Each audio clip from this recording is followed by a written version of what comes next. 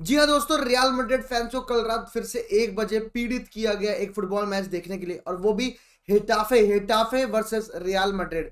जिस फुटबॉल को सबसे पहले बैन करना चाहिए सिमियोने के पहले, भाई सिमियोने के फुटबॉल से पहले, वो है गेटाफे का फुटबॉल, और उसके अगेंस्ट रियल मैड्रिड का मैच था। एक ऐसी टीम जिसने पूरे पूरे लालीगा में इसी 93 येलो कार्ड और 5 रेड कार्ड लिए, मतलब वो फुटबॉल खेलना तो मतलब नहीं जानते। बट ऑन द कॉन्ट्ररी, कल का मैच काफी इंटरटेनिंग था from real Madrid perspective. First half specially मैं बातचीत करना चाहूंगा दोस्तों। डिस्पाइट एंसेलोटी ने इतने सारे चेंजेस किए, रियल मैड्रिड की लाइनअप इतनी नई लग रही थी, लग रहा था कि भाई बीच में कोई विंटर ट्रांसफर विंडो ना आ गया हो। क्या कहते हैं 11 प्लेयर जो खेल रहे थे उसमें डेविड आल्बा वापस आ गए थे लाइनअप में, लूकास वास्केस, फ्रान गार्सिया, आर्दा गुलर, एंड्रिक, सारे के सारे ये नए चेंजेस थे दोस्तों। डेविड आल्बा और एसेंसियो की सेंटर बैक जोड़ी थी।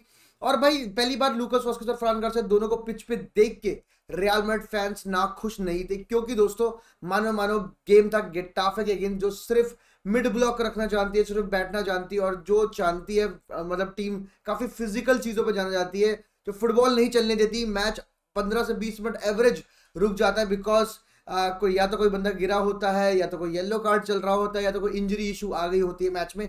तो ये चीजों को हटाते हुए भी दोस्तों रियल मैड्रिड कल एक ऐसी वेल बैलेंस साइड लगी in the first half.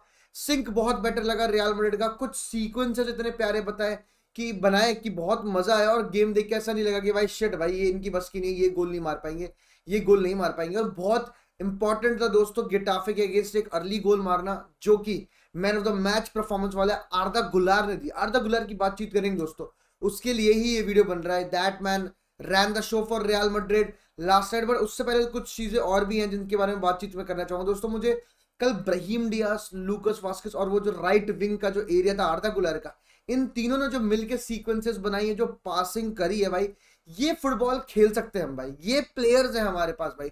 Brahim Diaz तो मुझे भाई रॉड्रिगो को तो मतलब अब ब्राहीम डियास से पीछे कर देना चाहिए, मेरे हिसाब से वो वक्त आ गया है।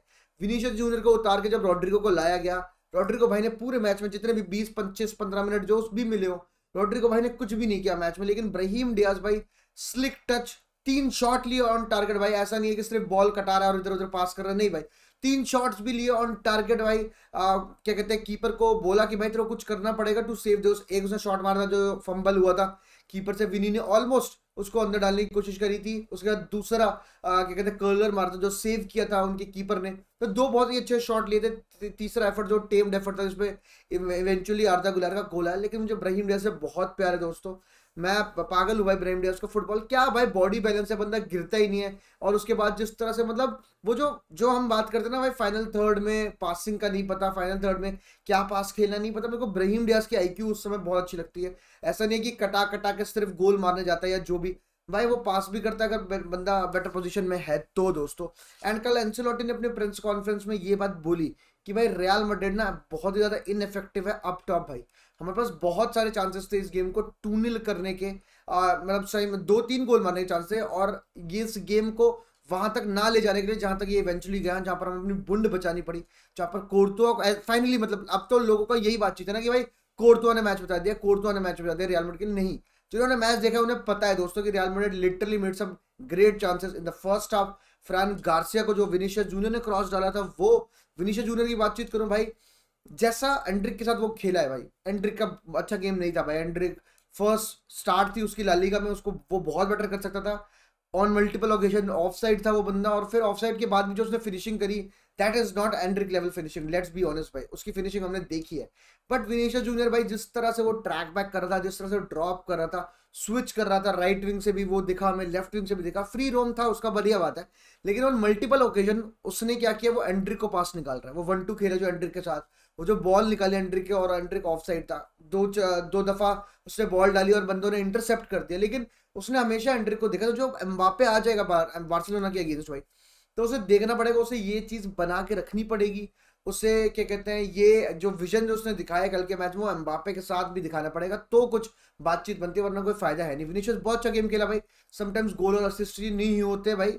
जो ओवरऑल गेम था विनीशियस जूनियर का, जो फ्रान गार्सिया के साथ भी बहुत ही अच्छा लगा भाई। लेकिन let's talk about man of the hour भाई, आर्दा गुलर भाई। आर्दा गुलर के बारे में एक बातचीत कही है एंसेलोटी ने कल प्रेस कॉन्फ्रेंस में दोस्तों, कि वो बंदा उसका फ्यूचर अप टॉप नहीं है, उसका फ्यूचर फॉरवर्ड्स में नहीं है। वो बंदा क्या कहते हैं यहाँ पर मिडफील्ड में खेल सकता है दोस्तों। और ये जो हमने कल 4-4-2 खेला, जिसमें उसको मतलब ना की राइट विंगर ना कि राइट मिड खिला के उसको एक इंटीरियर पोजीशन पे खिलाया, वो बहुत बढ़िया बेहतरीन निकल के है। एंसेलोटी भाई तो यहाँ तक बातचीत किया गया कि भाई वो एक पिवट में अभी सोचना तो बहुत मुश्किल है, लेकिन फ्यूचर में वो पिवट भी खेल सकता है। पर मेरे हिसाब से भाई जो बातचीत हम लोग कर रहे थे, चैट में भी लोग बोल रहे थे कि भाई आर्दा गुलर को खिला दो ना आपसे, मतलब उसको रिस्पॉन्सिबिलिटी दो।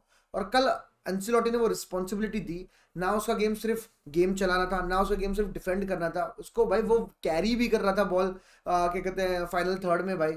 और भाई आपको एक क्षण में दिखिएगा वो क्या कहते हैं हमारे बॉक्स के डी के साइड में डिफेंड कर रहा है, थोड़ी देर में उनके डी के सामने वो शॉट ले रहा था। That was how special. 88 touches in the match भाई, मोस्ट टचेज भाई, 2 आउट ऑफ 2 ड्रिबल्स कंप्लीट करे आर्दा गुलर ने। कुछ टर्न्स उसने इतने मैसिव लिए कि भाई चुमेश्वर और फिर वही आर्दा गुलर, फ्रान गुर्से और लूकास वास्केस, शायद इनके बारे में लोग बात ना करें, बट कल के मैच में जो इन लोगों ने पासिंग करी अपने आप में, एक दूसरे को जो ऑप्शंस दिए पासिंग के, भाई बहुत ही प्यारा भाई। शॉट कितना प्यारा, कॉन्फिडेंस दिखता है भाई उससे भाई। सबोज़लाई ये ले सबोज़लाई। मैं तो यही चीज कहना चाहूंगा भाई। आप देखो उसकी क्या कहते हैं, ऐसा नहीं सिर्फ राइट पे खेल रहा था, लेफ्ट पे भी गया, उसकी हीट पे आप अगर देखोगे तो हर जगह वो था।